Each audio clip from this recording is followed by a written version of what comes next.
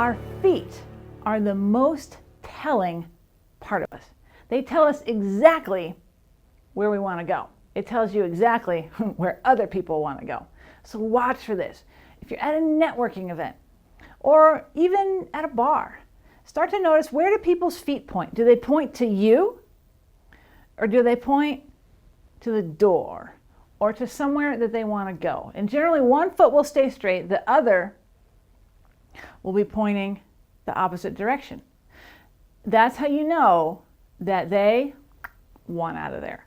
And so it's up to you to decide what you're going to do with that. When you see it, and you can start to pay attention to people's feet, just raise your sensory acuity, that's how much you pay attention to what goes on around you, then you can either let them out of the conversation, figure out a way to end it, and they're going to like you more than trying to figure out a way to keep them there.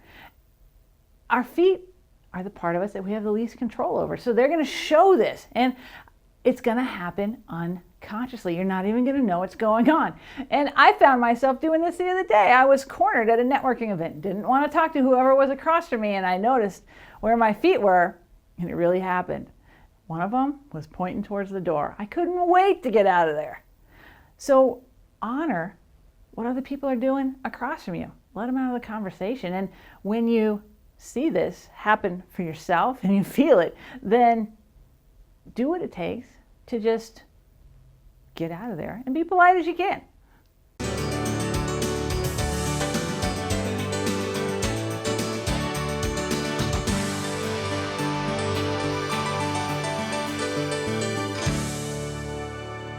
Every now and then you will have someone present an idea to you, and you'll see yourself go like this.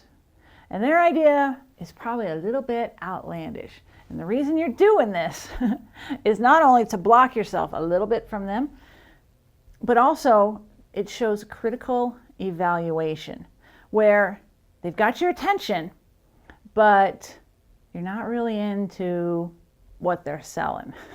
And so this move, and you'll see it from other people as well, is very lightly, very, very lightly resting your chin on the back of your hand here, and your finger going up the side of your face. And so when you see this, know that you've got their attention, but they're not with you. So you need to shift what you're presenting, maybe even shift their body language, because again, you can hand them something, a drink, a pen, piece of paper, your brochure, to get them out of this position so that they're actually more open and comfortable and receptive to you and your message. Watch for it. More importantly, strategically use your own body language to get the response that you want from them.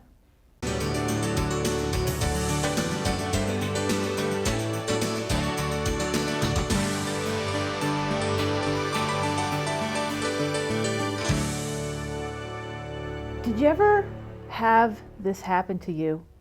You're in the middle of a business meeting and you just don't know if the other person is really interested or not. Here's how you tell.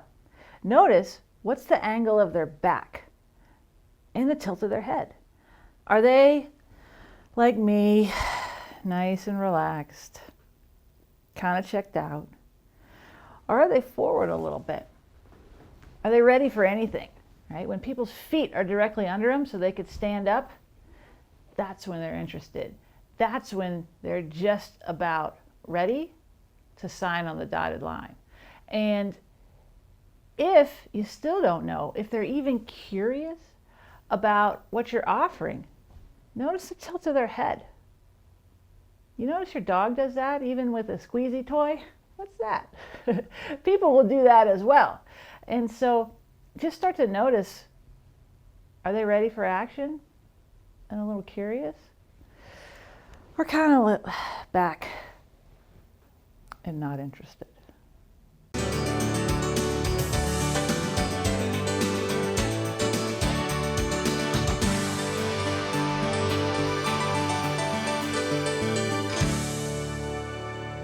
Let's talk a little bit about confidence. Not only recognizing it in others, but creating it in yourself.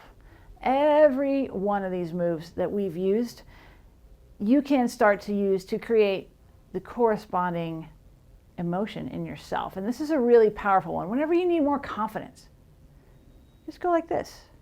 And you could do it right now as you watch me. It's super easy. It's very elegant.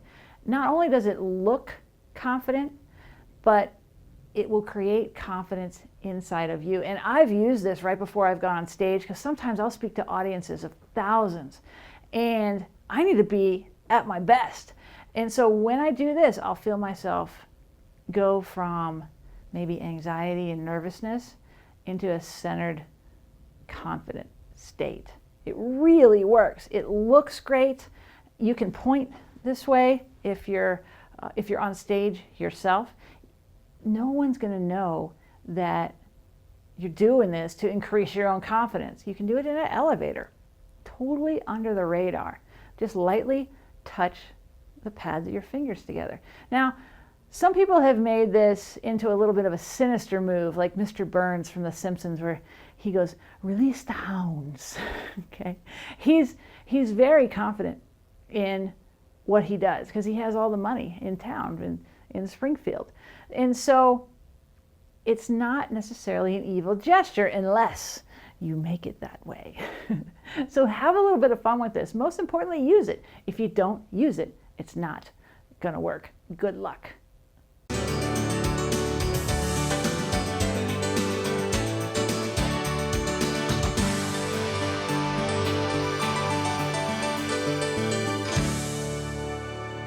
We're talking about ways to start to understand who's across from you a little more deeply.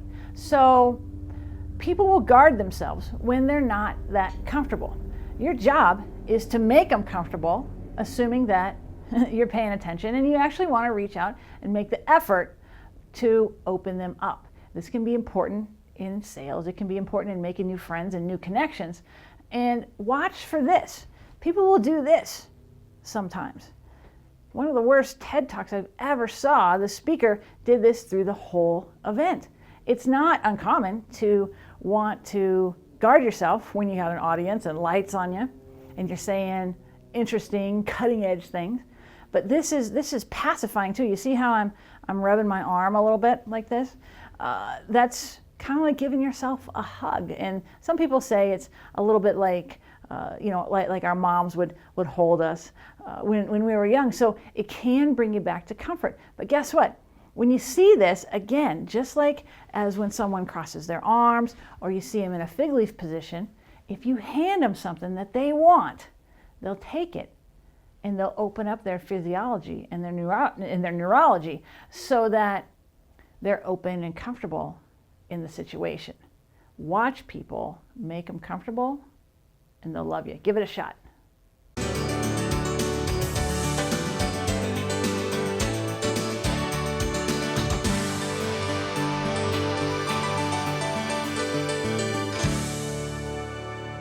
How are you going to know if people are really happy?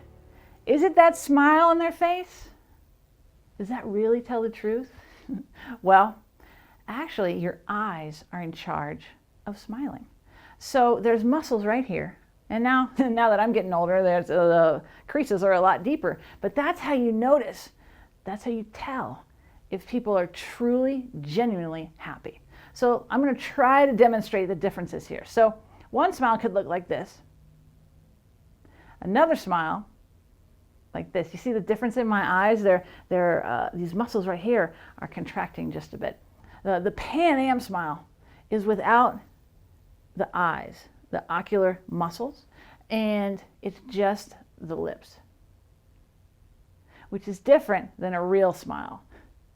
It pulls my whole forehead into it. You'll see this a lot with waitresses, secretaries, jobs where people are putting others above them, but they want to be pleasant. So you'll see the Pan Am smile, which is different than the real smile. Watch for this. When you see a Pan Am smile, do what it takes to turn it into a real smile, because you may just make their day.